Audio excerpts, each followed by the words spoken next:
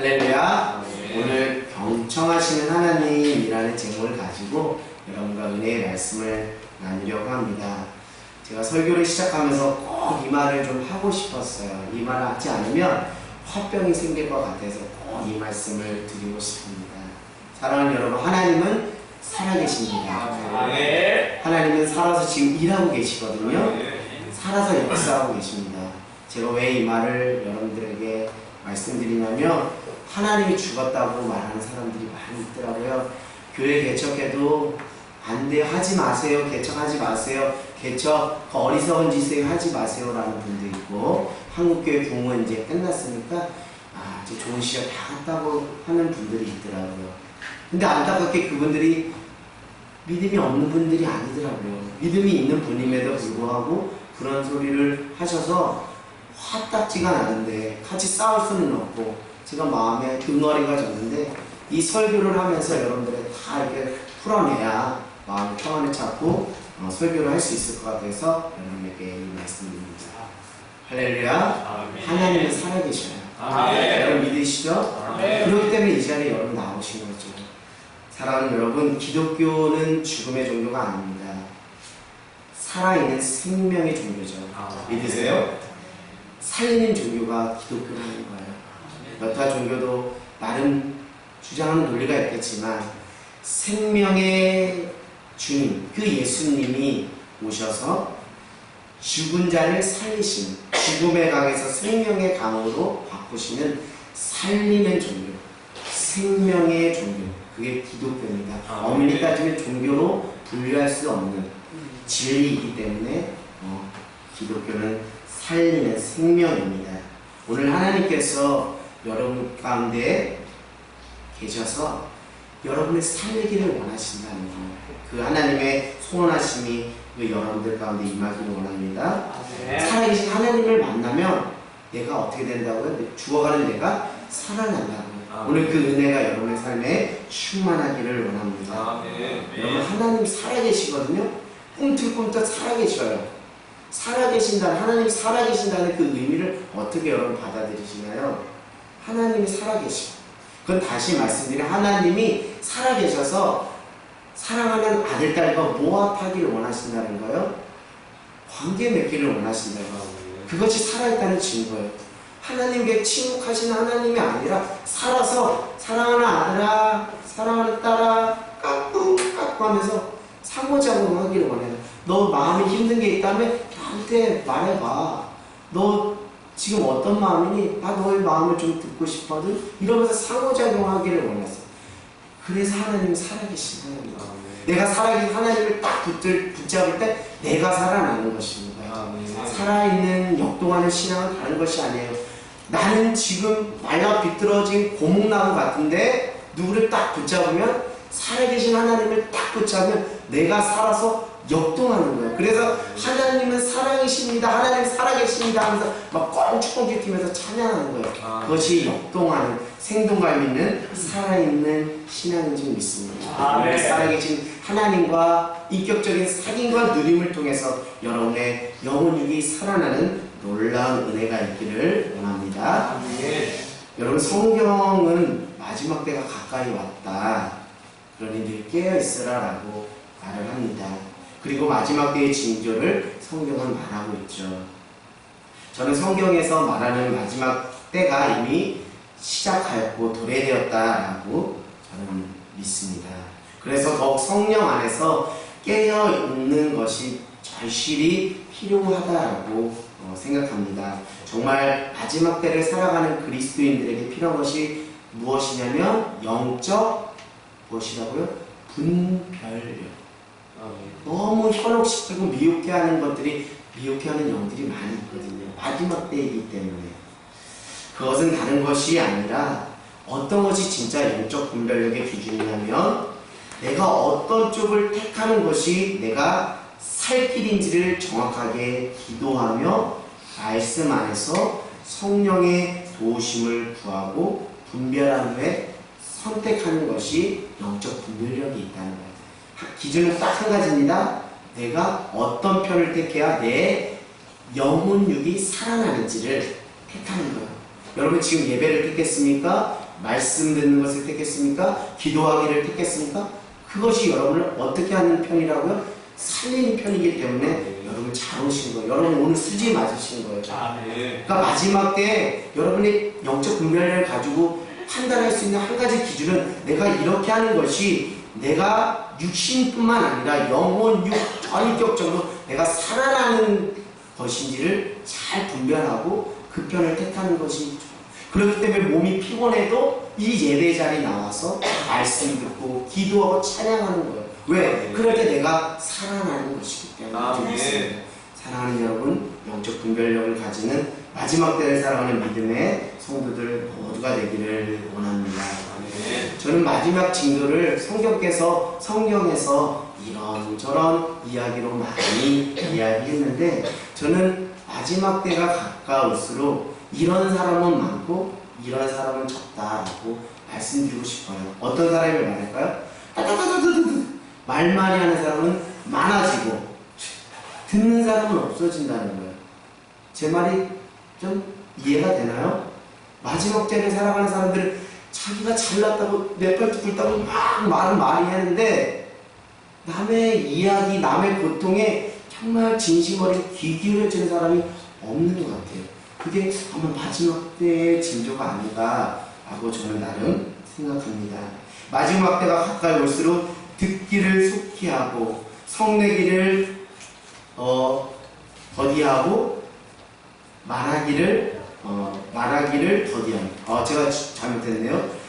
듣기를 속히 하고 말하기를 더디하는 그런 야고보서 1장 19절의 말씀과 같이 살아가는 그 사람이 자꾸 줄어드는 때가 그 마지막 때가 아닌가 싶어요. 그냥 뭔가 건드렸다면 막 싸우려고 해요. 그리고 막 붙는 얘기를 즐겨합니다. 듣기를 기뻐하지 않아요. 그게 아마 마지막 때를 살아가는 우리들의 모습이 아닌가 싶습니다.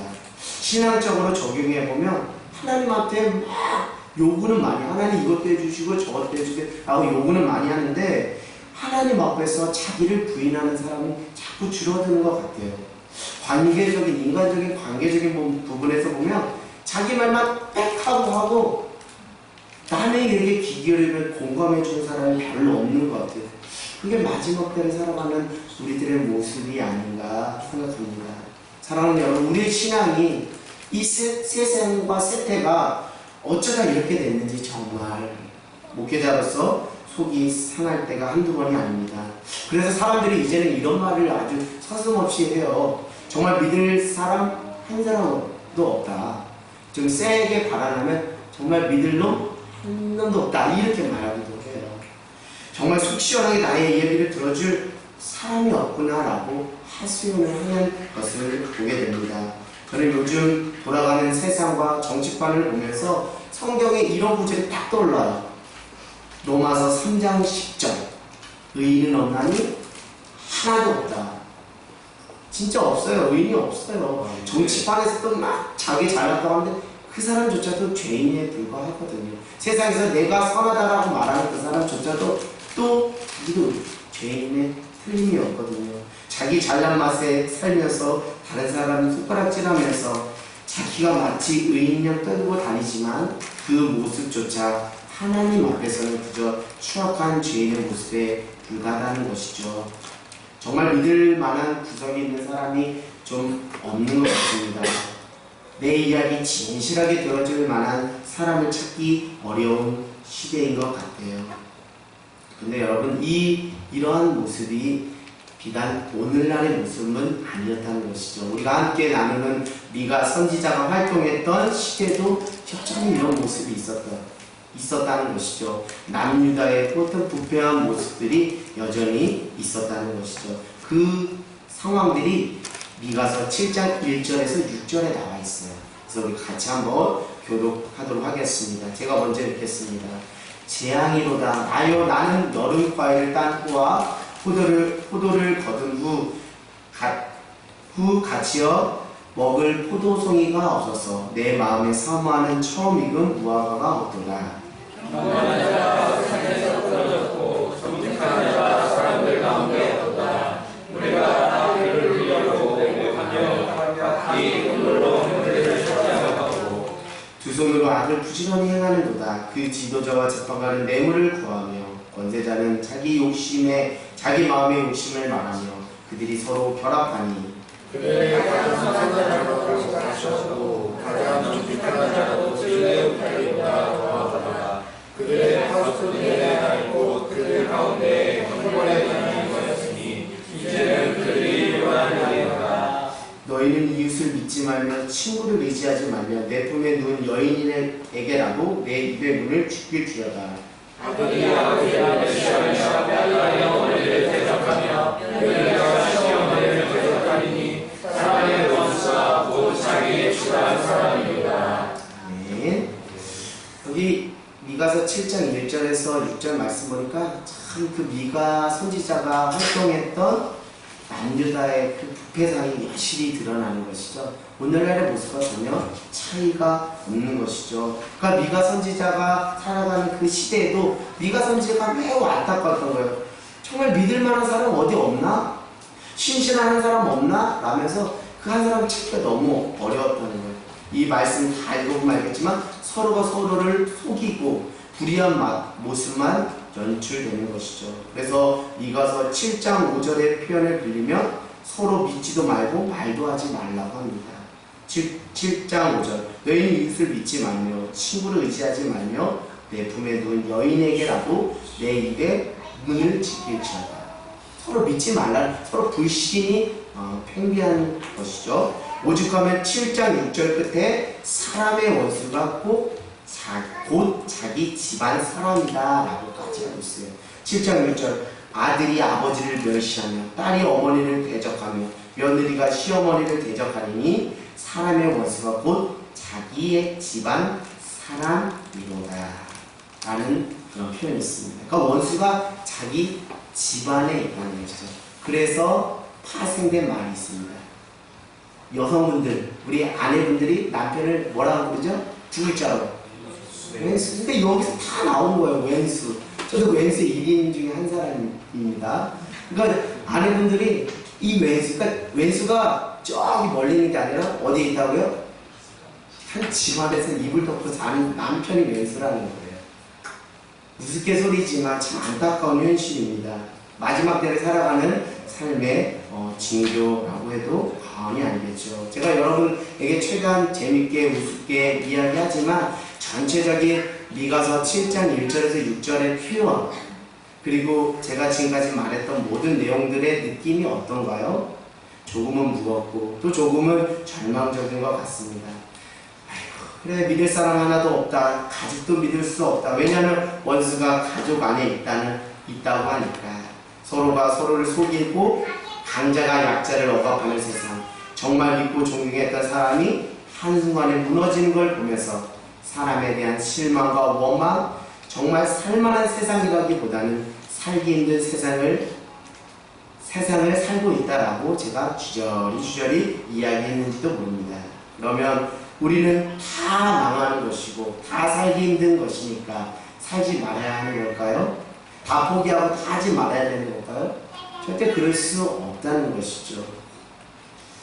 그런데 이런 상황 가운데서 마지막 때를 바라보는 사람들에게 여러 가지 반응들이 나옵니다. 특별히 저 교회 다녀요, 저 예수님 믿어요 라고 말하는 기독교인들 안에도 이런 상황들을 바라보는 다양한 반응이 있다는 거예요. 저는 크게 세 가지 반응으로 여러분들에게 말씀드리고 싶습니다. 첫 번째 불의의 사람은 이런 사람입니다. 교회도 다니고 예수님도 믿고 교회에서 봉사도 하며 신앙의 경력과 연수가 있는데 세상에 나가면 세상 사람들과 똑같이 세상의 논리와 방식으로 살아가는 사람이 있다는 것이죠. 어차피 마지막 때에 세상은 다 썩었으니 나만 손해보면 바보지. 나도 적당히 믿는 척하면서 다른 사람 속이고 다른 사람 이용하면서 적당하게 살아가는 것이지 별 수 있어 라고 말하는 사람들이 있다는 것이죠. 이런 사람들은 세상과 하나님 둘 다 섬기는 두진을 섬기는 사람들입니다. 소위 현대판 우상숭배를 하는 사람들이죠. 적당히 섞이면서 적당히 눈치 보면서 적당히 세상과 타협하는 것이죠. 여러분, 이렇게 하면 될까요? 이러면 될까요? 이러면 안 됩니다. 이렇게 믿음 생활하면 안 돼요.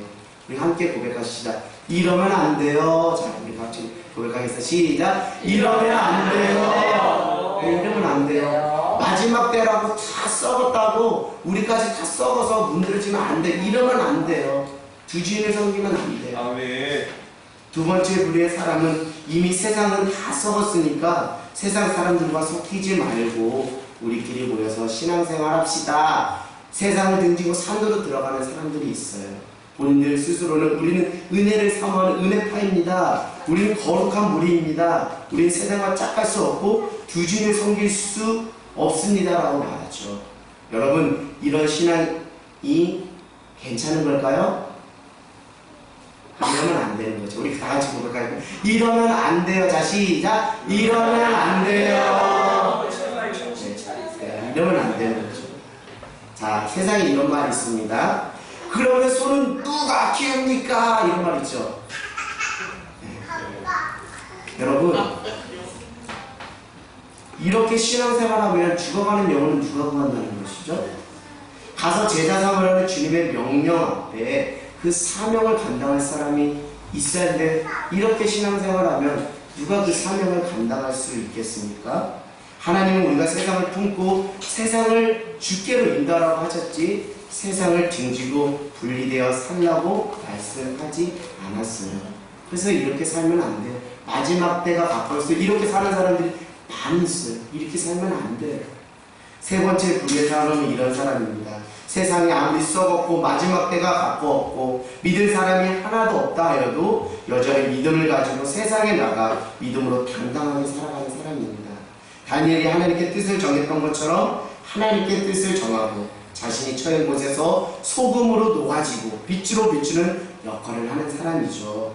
내가 선 땅에서 씨를 먹고 그곳이 하나님을 예배하는 처소, 하나님의 나라가 될 수 있도록 자신을 드리는 사람, 죽어가는 영혼을 향한 안타까운 마음으로 그들에게 하나님의 사랑을 전하는 사람, 바로 이런 한 사람이 필요한 거예요.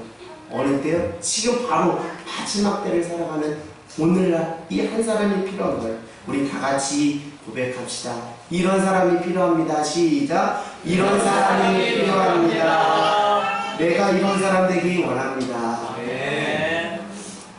사랑하는 여러분, 제가 지금까지 세 가지 부류의 사람을 소개했어요. 근데 여러분, 첫 번째 부류, 두 번째 부류 제가 어떻게 표현했죠? 이러면 안 돼요 이랬죠. 세 번째 부류는 이래야 돼요 라고 했죠. 왜 첫 번째, 두 번째 같은 부류의 사람이 생기느냐라는 것을 우리가 알아야 한다는 것이죠. 더 직설적으로 말하면 왜 내가 나 자신이 나는 아니지 라고 말하지 말고 내가 왜 있다면 첫 번째 사람의 부류에 속하기도 하고 두 번째 사람의 부류에 속하는 그런 안타까운 상황이 초래되냐는 것이죠. 자, 우리 다 같이 미가서 7장 7절 말씀 같이 다시 한번 읽어보겠습니다. 시작. 오직 나는 여호와를 바라보며 나를 구원하시는 하나님을 바라보나니 나의 하나님이 나에게 귀를 기울이시리로다. 아멘. 지금 미가서 7장 1절에서부터 6절 보면 희망이라는 게 보이나요? 소망이라는 게 보이나요? 절망밖에 보이지 않아요. 그 절망의 상황에 살아가는 그 한 사람이 누구라고요? 미가 선지자라고. 한 신앙인이라고. 자, 근데 미가서 7장 1절에서 6절 부조리한 현실, 믿을 만한 사람이 없는 현실, 가족도 믿을 수 없는 현실, 정말 절망적인 현실을 미가서 7장 1절에서 6절 적나라하게 보여주고 있어요. 그런데 7장 7절의 표현이 아주 기가 막히다는 거예요. 반전이 있다는 거예요. 우리가 이런 반전을 꾀하며 살아가는 믿음의 사람이어야 된다는 것이죠. 아멘. 현실은 암울해요. 현실은 믿을 구석 아무것도 없어요. 절망적입니다. 그러나 미가 선지자는 어차피 썩어 빠진 세상, 더러운 세상이니 모두가 다 때려치고 될 대로 되라는 식으로 자포자기, 비관주의, 허무주의로 빠진 것이 절대 아닙니다. 오히려 그곳에서 무엇을 노래했죠? 소망을 노래했어요. 거기서 구원의 하나님을 바라본 거예요. 그것이 7장 7절의 표현인 것이죠. 우리 같이 다시 한번 읽어보겠습니다. 시작. 오직 나는 여호와를 우러러보며 나를 구원하시는 하나님을 바라보나니 나의 하나님이 나에게 귀를 기울이시리라. 아멘. 마지막 때를 살아가는 크리스찬들에게 하나님께서 우리에게 던져주는 한 줄의 말씀입니다. 이 말씀을 붙잡고 살아가는 거예요. 이 말씀 가지고 중심을 가지고 살아가는 거예요. 존재를 견고하게 세우라는 거예요. 세상의 풍파와 흐름에 맞춰서 에이 다 썩었으니까 나도 그냥 적당히 썩어서 문드러지면서 적당히 이해타산적으로 그렇게 살지 않고 또 아예 세상을 등지며 자기끼리 변화섬에서 그냥 희날락하며 사는 그런 것이 아니라 썩어 문드러진 그곳에 가서라도 누구를 바라보는 것이 믿는 사람들의 본분이라고요?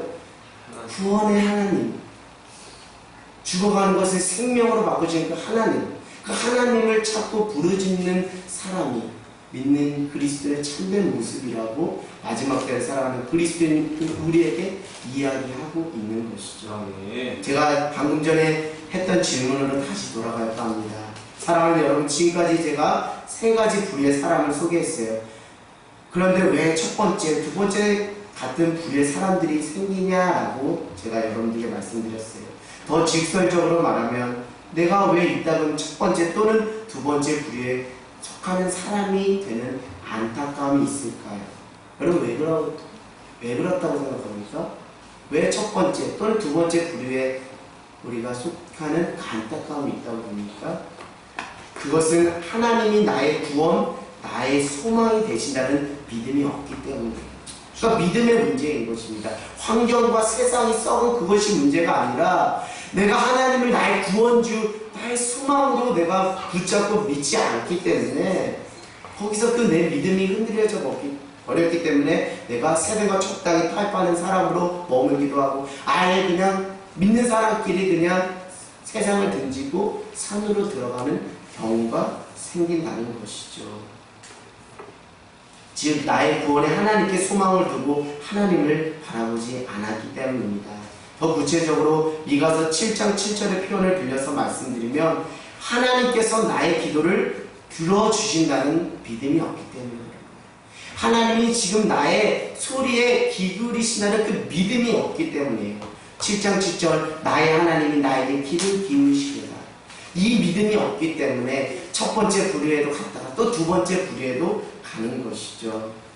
나의 기도를 들어주신다는 믿음이 없기 때문에 나의 소리에 귀 기울여주시는 하나님, 경청하시는 하나님에 대한 확신이 없기 때문에 우리의 신앙이 왔다 갔다 이랬다 저랬다 하면서 신앙생활을 한다는 것이죠. 첫 번째 부류의 사람은 어떤 사람입니까? 언제 하나님께 한가롭게 기도하고 있어. 다른 사람도 적당히 다른 사람 속이며 출세하고 성공하는데 나도 적당히 그렇게 살면서 살아야지 언제 한가롭게 기도하고 있어. 하고 그런 식으로 신앙생활 하는 사람이 많다는 거예요. 마지막 때를 살아가는 사람. 그렇게 살다 보면 다 망해 하면서 경청하시는 하나님에 대한 믿음이 없는 거예요. 결과만 좋으면 다 선한 것입니까? 그렇지가 않아요. 과정이 악하면 그건 죄입니다. 비록 남들보다 늦더라도 전화이고 역전시켜주시는 하나님을 신뢰하며 그분께 기도하며 때를 기다리면 하나님은 반드시 그 한 사람을 들어 쓰시고 더 큰 축복으로 보상해 주실 줄 믿습니다.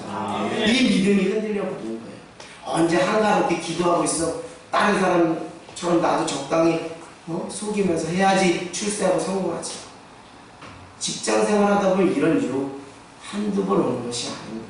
그러나 마지막 때를 살아가는 여러분, 하나님 어떤 상황에서도 우리의 신음하는 소리까지도 경청하시고 때를 따라 하나님께서 돕는 은혜를 주시고 나중에 전화하고 역전시켜 주셔서 더 큰 복으로 우리를 보상해 주시고 갚아주신다는 것. 그 믿음을 소유하는 저와 여러분 모두가 되기를 주님의 이름으로 간절히 소망합니다.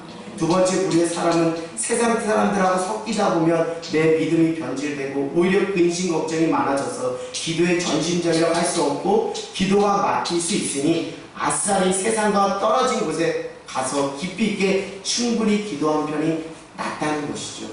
여러분 이게 맞는 소리입니까? 절대 믿음의 소리가 아닙니다. 여러분 이 말에 절대 현혹되면 안 돼요. 자기네끼리 다른 데 가가지고 자기네 성을 쌓는 이런 믿음은 건강한 믿음이 절대 아닙니다. 믿음 없는 사람들의 소리예요. 이런 소리에 절대 현혹되면 안 됩니다. 이러다가 무엇이 나오는 거죠? 이단이 나오는 거예요. 거짓 선지자들이 나오는 거예요. 미혹게 하는 영들이 여기서 다 나오는 것입니다. 사랑하는 여러분, 실력발이라는 거 있잖아요. 다 갖춰진 환경에서 나온 것이 아니라 열악한 환경을 극복하고 승리하는 것이 그것이 진짜 실력발인 거예요. 믿음도 마찬가지입니다. 우리끼리 모여서 실력 발휘하는 것이 아니라 부조리한 세상 가운데 나아가 믿음으로 승리하는 사람이 진짜 믿음의 실력을 발휘하는 사람입니다. 하나님이 이렇게 부조리한 세상 가운데 마지막 때를 살아가는 그 세상의 두렁덩이 똥통 거기에 들어가서 그곳에서 믿음의 실력을 제대로 발휘하기를 간절히 원하고 계신다는 거예요. 왜냐하면 하나님은 교회 안에서만 믿는 사람들이 모인 곳에서만 우리의 기도를 들으시는 분이 아니잖아요. 부조리한 세상 가운데서도 안타까운 마음으로 간절히 하나님께 부르짖는 자의 소리를 여전히 동일하게 들으시고 응답하신다는 거예요. 이 믿음이 없다는 거예요. 두 번째 부류에서는 이 믿음이 없다는 거예요. 교회에서는 하나님 들으시고 우리가 특정한 모임에서는 하나님 들으시지만 세상 가운데서는 하나님이 우리의 소리를 기울이지 않는다는 그런 믿음이 그들의 믿음의 안에 깔려 있는 거예요. 하나님 그런 분이십니까? 하나님 무소부재하십니다. 모든 곳에서 살아서 역사하시는 분이에요. 부조리의 현실 가운데서도 여전히 하나님은 우리의 신음하는 소리에 귀 기울이시며 우리의 소리를 듣기를 원하십니다. 그래서 믿음으로 선포하며 믿음으로 기도하기를 원합니다. 그것이 하나님의 나라가 될 줄 믿습니다. 그것이 예배의 초소가 될 줄 믿습니다. 그것이 여러분의 기도 응답의 자리가 될 줄 믿습니다. 하나님이 이런 믿음의 실력을 쌓은 실력 발휘하는 사람을 지금 찾고 계신다는 거예요. 여러분 교회에서만 실력 발휘하지 마시고 가정에서 믿음으로 실력 발휘하시길 원합니다. 직장에 나가 믿음으로 실력 발휘하길 원합니다. 내가 처해진 그곳에서 진짜 믿음으로 실력 발휘를 하길 원합니다. 왜냐하면 하나님은 어디 곳이든지 우리의 소리에 무엇하신 하나님이기 때문에 경청하시는 하나님입니다.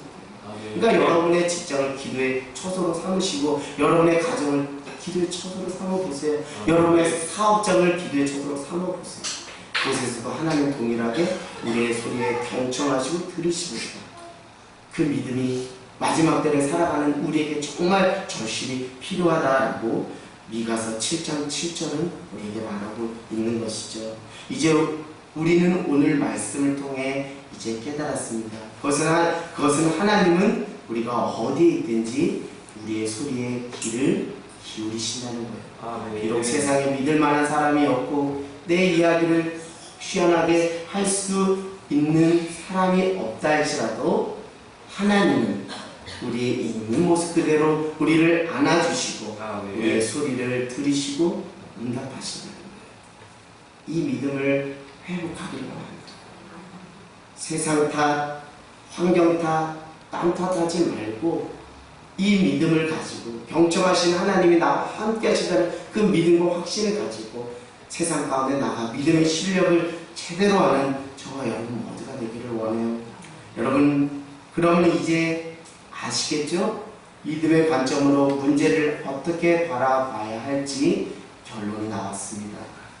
믿는 사람은 문제가 더 이상 문제가 아니에요.